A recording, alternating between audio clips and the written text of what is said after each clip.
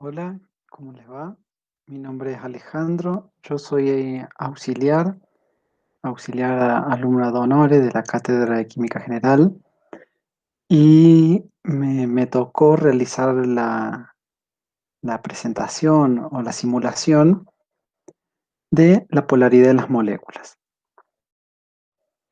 En esta presentación en esta simulación, perdón, vamos a analizar cómo es la polaridad en una molécula y en sus enlaces, cuáles son aquellos factores que van a influenciar. Y también uno se puede preguntar de para qué nos sirve analizar la polaridad de una molécula. En realidad es muy sencillo, porque analizando cómo se comporta una molécula a nivel microscópico, yo puedo explicar a nivel macroscópico lo que puede llegar a ocurrir o el comportamiento que puede llegar a tener. Eh, Esto en cuanto al punto de fusión, al punto de ebullición, a la viscosidad, a la presión de vapor. Esta simulación se basa primero en un modelo simple de dos átomos que forman una molécula y después un modelo complejo de tres átomos para después, con todo lo que se vea en estas dos simulaciones, analizarlo en moléculas reales. Vamos a ocultar esto y vamos a comenzar con la simulación. La simulación en realidad es bastante sencilla, no es muy complicada. Tenemos dos paneles, uno inferior, con el cual se va a manipular la electronegatividad del átomo A y la electronegatividad del átomo B, uno en amarillo y uno en verde para diferenciarlos. Los átomos también se pueden girar, se pueden poner en la posición que uno quiera, que eso también nos va a ser útil para analizar cuando con el tablero de la derecha, con el panel de control de la derecha, activemos el campo eléctrico. Con este panel también podemos colocar la carga parcial, que la vamos a poner para que la podamos visualizar. Ahí está. El átomo B, que en este momento tiene una carga parcial negativa, y el átomo A, una carga parcial positiva. Podemos también analizar el carácter del enlace. Con esta barrita de acá abajo vamos a poder ver el carácter más covalente o más iónico, según cómo estén las electronegatividades de los átomos. Vamos a poder ver el potencial electrostático y la densidad de electrones. Pero en realidad estos dos son muy similares eh, a la hora de entender lo que está ocurriendo. A mí me gusta más este porque es más colorido, es más bonito.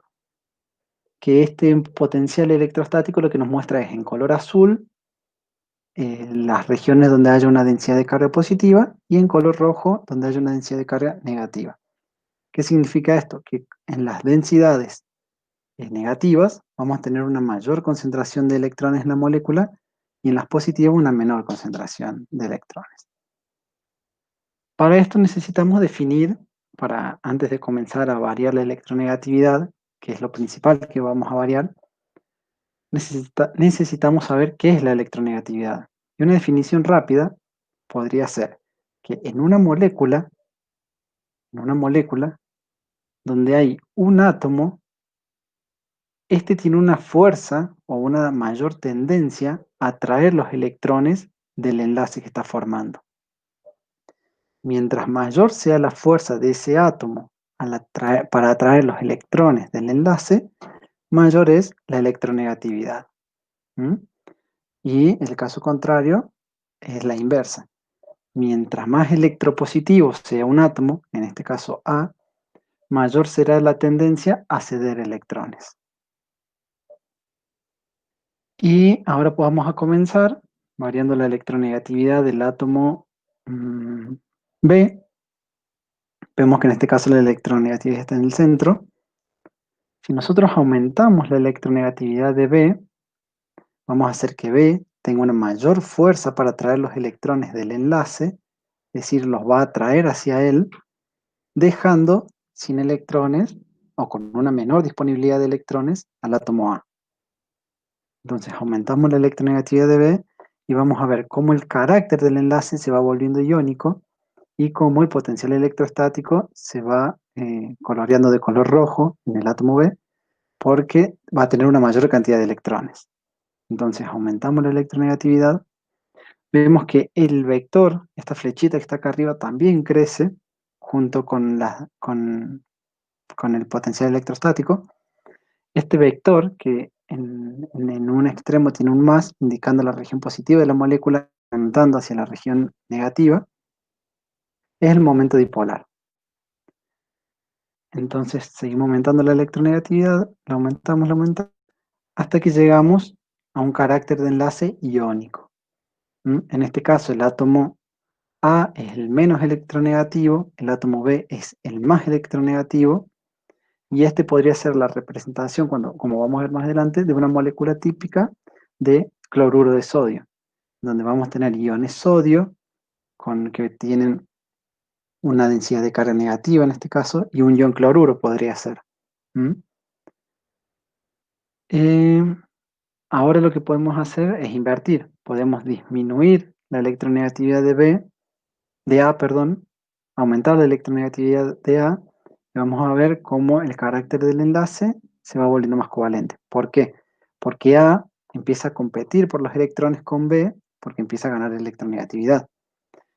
Y si llevamos la electronegatividad al máximo, llegamos a una molécula que tiene densidades de carga cero. Es una molécula en donde sus electrones se distribuyen de igual forma en ambos átomos. Como podría ser, por ejemplo, una molécula diatómica de oxígeno, de hidrógeno, de yodo, de cloro. Ahora lo que vamos a hacer es colocar el campo eléctrico, que este campo eléctrico lo que hace es colocar un electrodo positivo y un electrodo negativo. Nosotros sabemos que el electrodo positivo tiene tendencia a traer las cargas negativas y el electrodo negativo tiene tendencia a traer las cargas positivas, es decir, los opuestos. Ahora, si yo agarro mi molécula de A y le disminuyo la electronegatividad, bueno, en este caso no va a pasar nada porque ya están orientadas las moléculas. Pero si yo vuelvo toda la normalidad, giro la molécula y le vuelvo a disminuir la electronegatividad, vamos a ver que como la diferencia de densidad electrónica que se genera es muy grande, la molécula se va a girar rápidamente, orientándose hacia el electrodo positivo. También podemos ver que si aumentamos un poco la electronegatividad, la molécula se va a girar más lento. ¿Mm? Bueno, habiendo analizado una molécula sencilla de dos átomos, podemos analizar con tres átomos, donde vamos a tener el átomo A, el átomo B y el átomo C. El principio es exactamente el mismo. Variamos la electronegatividad del átomo A, del átomo B o del átomo C, pero acá tenemos un nuevo vector que es el momento dipolar de la molécula. ¿Qué significa esto? Que si yo aumento la electronegatividad del átomo B, hago un átomo muy electronegativo B. Por ejemplo, este átomo podría ser oxígeno y estos dos podrían ser hidrógeno, entonces tenemos la molécula de agua. Vamos a tener que B tira de los electrones de A hacia él, teniendo un momento dipolar en esta dirección, y lo mismo ocurre con C. Ahora, si yo este vector lo sumo con este otro vector, es decir, como se hace en matemática o como seguramente lo van a hacer en física, eh, se proyecta este vector hacia acá, este otro vector se proyecta hacia acá, y la resultante de esos dos vectores, la suma de esos dos vectores, es este otro vector, en línea recta. ¿Mm? Si uno tira para allá, el otro tira para allá, y el resultado final es en línea recta. No es mucho más que eso. Si aplicamos el campo eléctrico, vamos a ver cómo se gira la molécula, cómo se vuelve a girar. Bueno, uno puede, por ejemplo, si este tipo de molécula, que es simétrica, no tiene un momento dipolar, porque vean, la electronegatividad de A y de B son exactamente iguales. ¿Qué significa? Que lo que uno tira en una dirección, vamos a aumentar la electronegatividad, el otro la anula. ¿Ven? Y ahora podemos, con esto que hemos visto, deducir un poco y analizar lo que pasaría con moléculas reales. Por ejemplo, en este caso tenemos la molécula de fluoruro de hidrógeno. En la molécula de fluoruro de hidrógeno, en este otro panel podemos colocar, creo que era este, sí, podemos ver la electronegatividad. Hidrógeno, un átomo mucho menos electronegativo que flúor. Como sabemos, flúor en la tabla periódica es el átomo más electronegativo que hay.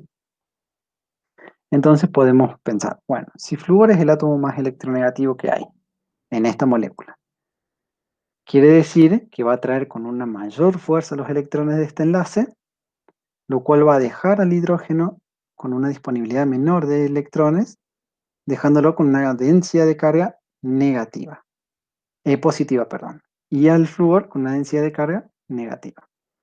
Vemos el momento dipolar del enlace, el momento dipolar de la molécula, que todo apunta hacia flúor, obviamente, y podemos poner el potencial electrostático. Fíjense cómo hay una gran nube de electrones, una mayor densidad de electrones en torno al flúor que en torno al hidrógeno. ¿Mm? Después podemos cambiar la molécula, podemos poner una molécula de ozono, por ejemplo. Fíjense que en esta molécula, bueno, vamos a tener, vamos a sacar esto, vamos a tener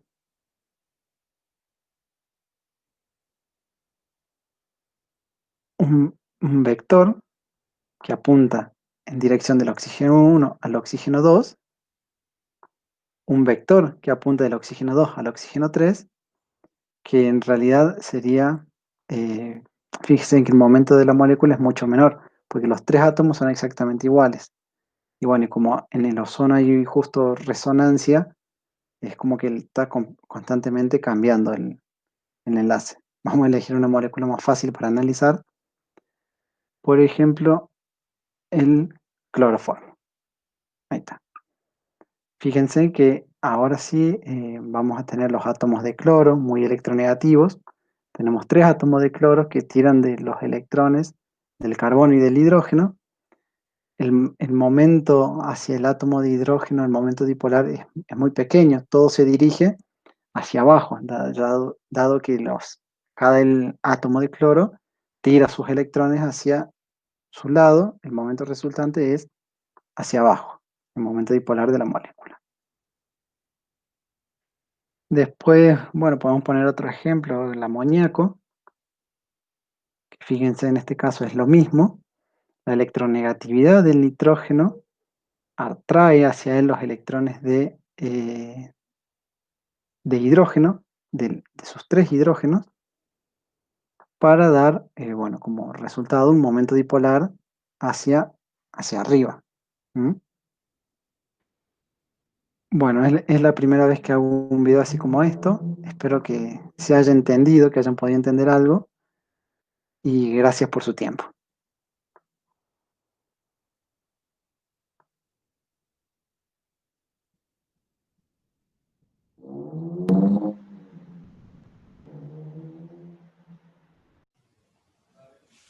Hola, soy Esperanza, ayudante del Laboratorio de Química General 2, y en este video voy a estar explicando cómo utilizar el suminador PET para el estado de la materia.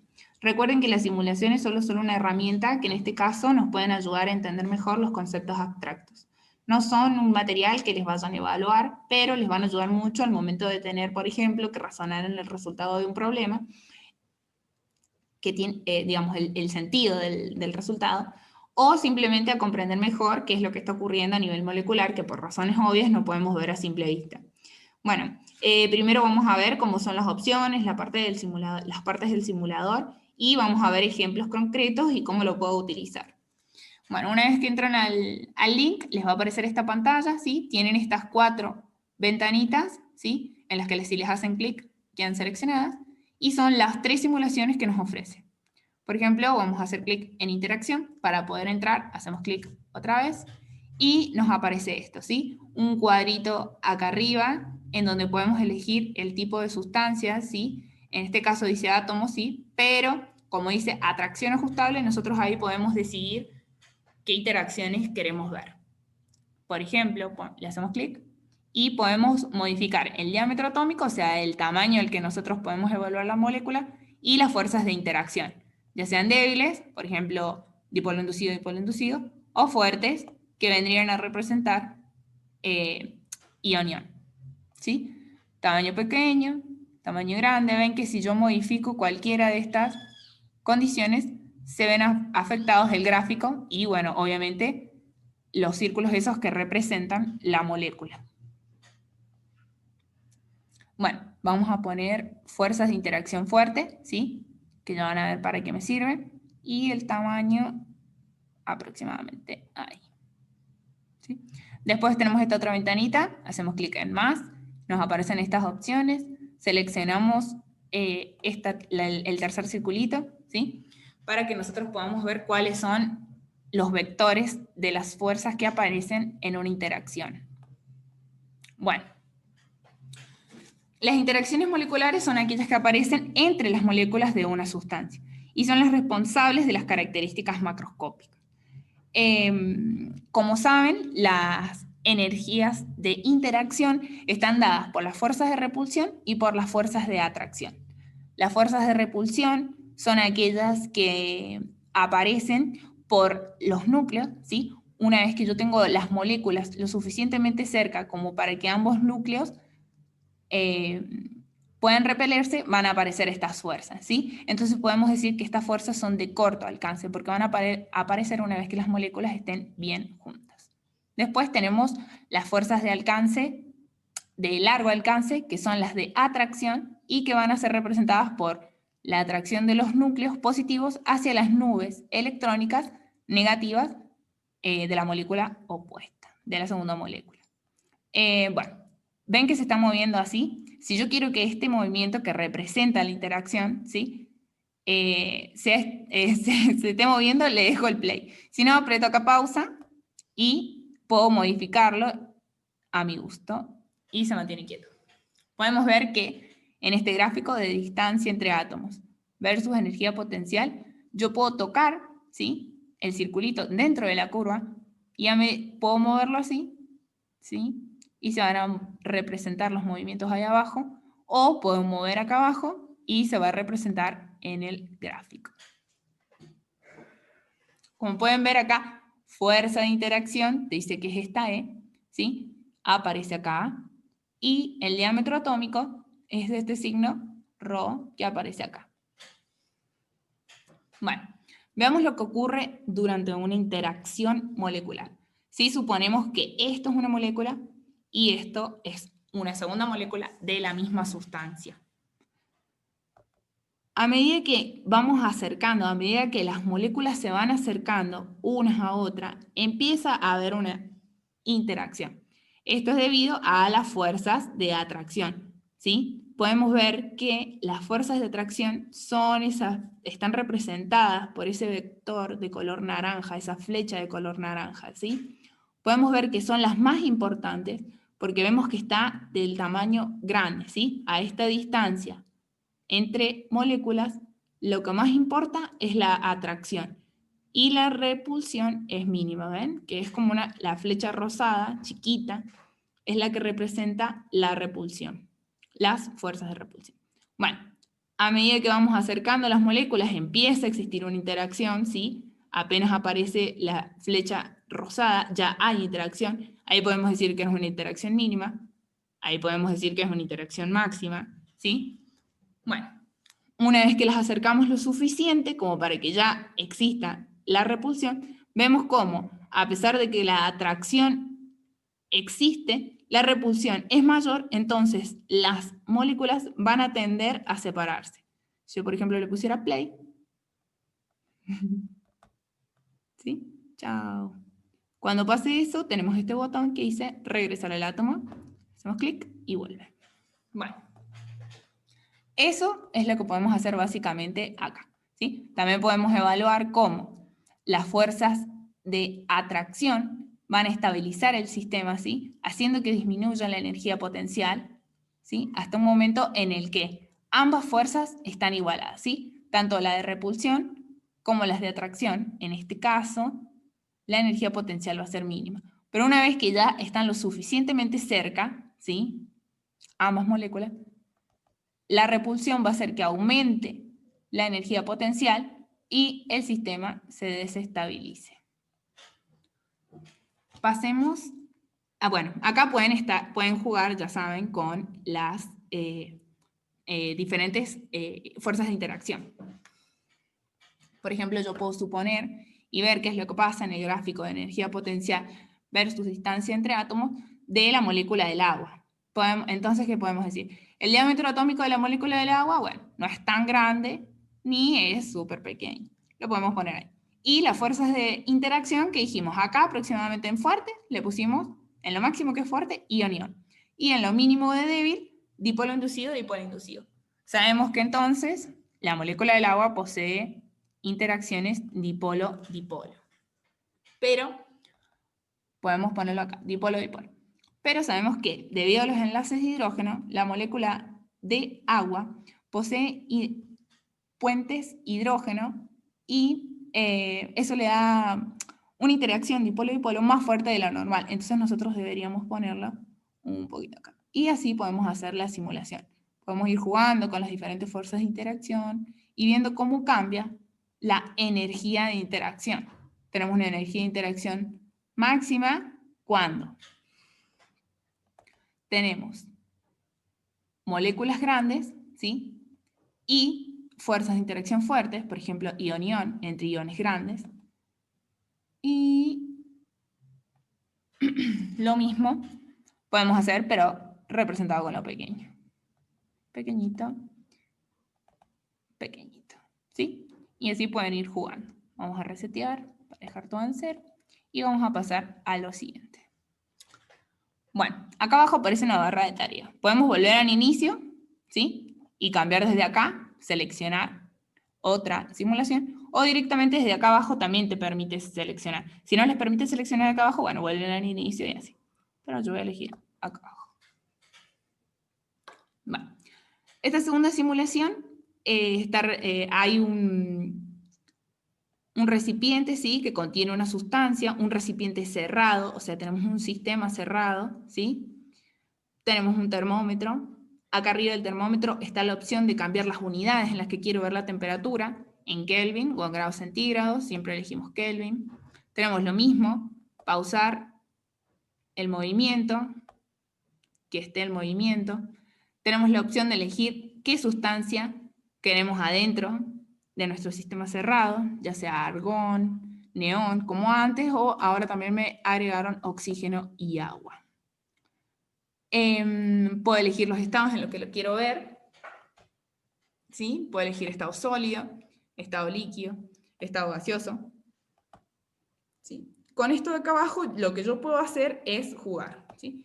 Ver qué es lo que pasa cuando le agrego calor, para eso le hago clic acá, aparece una llama, se va a empezar a elevar la temperatura, si ustedes miran allá donde les dije que podían cambiar las unidades, empieza a aumentar la temperatura. Por ejemplo, yo quiero seleccionar 45 grados. Espero que llegue a 45 y lo suelto. Un poquito más y lo suelto. Y ahí queda a 45 grados, ¿sí? Se mantiene constante 45 grados hasta que yo lo modifique.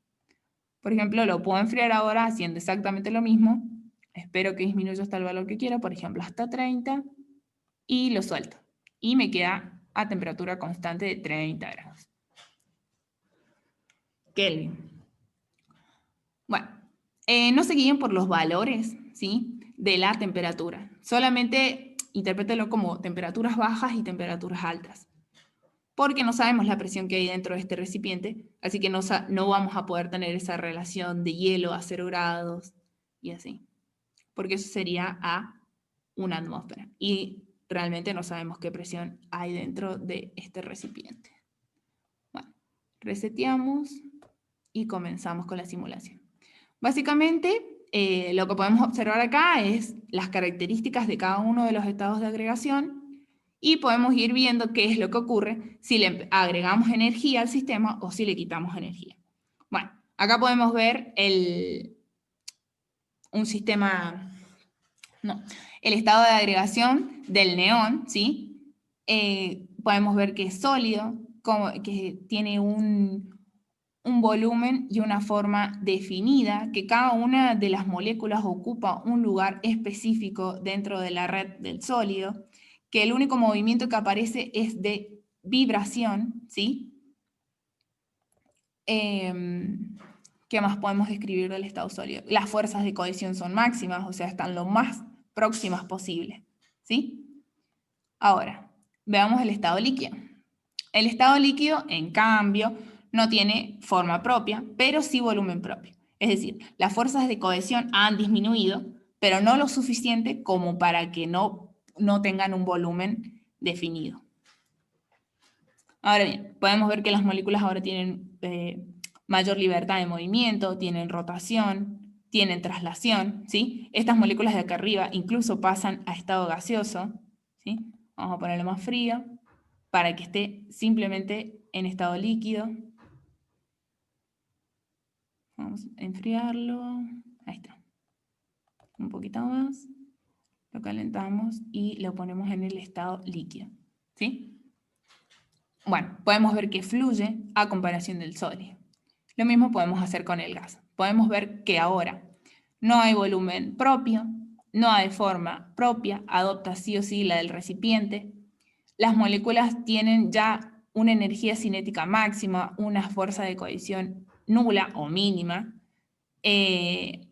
Tenemos movimientos moleculares de traslación, de rotación, ¿sí? Y aparece un aumento en la presión. Si pudiéramos ver la presión, veríamos un aumento en la presión. Bueno, si le aumentamos la temperatura, podemos ver que las moléculas se mueven más rápido, ¿sí? Aumenta la energía cinética, aumenta la velocidad en la que ocurren esos choques con las paredes del recipiente. Y si aplicamos frío, podemos llegar a enfriar lo suficiente como para volverlo al estado sólido. Si se fijan, para el estado sólido, ¿sí?, del argón necesitamos 14 Kelvin. Para el del agua necesitamos 146, ¿sí? ¿Eso por qué se debe? ¿Qué pasa con las interacciones del agua? Las interacciones del agua, como dijimos recién, eran dipolo-dipolo. Como son mayores las interacciones, las fuerzas de interacción entre moléculas de agua, por los enlaces de hidrógeno, en comparación, por ejemplo, del oxígeno, ¿sí?, necesito una menor temperatura, menor energía para que esas moléculas ocupen el espacio, pasen a ese estado sólido, ¿sí?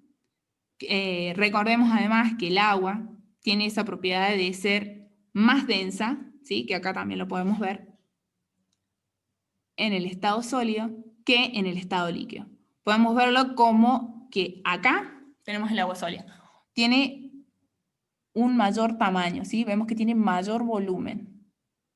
En cambio, ya cuando lo volvemos líquido, ¿sí?, aumentando la temperatura, las moléculas ya no se encuentran más juntas, está más condensada, la densidad disminuyó, ¿sí?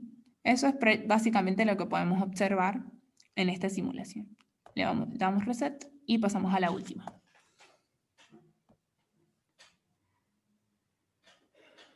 Bueno, en esta aparecen muchas más opciones, ¿sí? Volvemos a tener el termómetro, volvemos a tener este baldecito para cambiar las condiciones de temperatura, podemos cambiar las unidades como antes, ahora aparece un manómetro que nos va a estar midiendo la presión, ¿sí? Tenemos este dedo que incluso puede generar mayor presión una vez que tenemos un gas, ¿sí?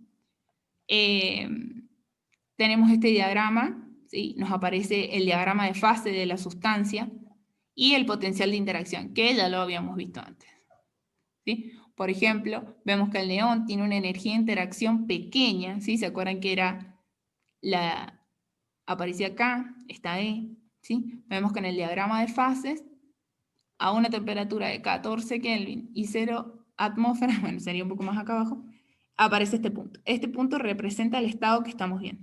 Si yo le aumento la temperatura, van a ver que ese punto se mueve, ¿sí?,